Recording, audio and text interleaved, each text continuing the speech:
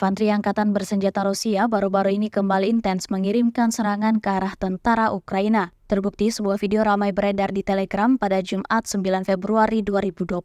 Dalam video tersebut menampilkan detik-detik serangan yang dikirimkan pasukan Putin ke arah musuhnya. Disebutkan dalam keterangan unggahan, drone kamikaze Rusia Lancet 30 secara akurat mengenai HMM-WV dengan instalasi RZSO. Diketahui insiden ini berlangsung di tepi kanan Dnieper di wilayah Kherson. Belum ada data resmi terkait jumlah korban jiwa dalam insiden ini. Namun Rusia meyakini kerugian besar baru saja diterima pasukan lawannya.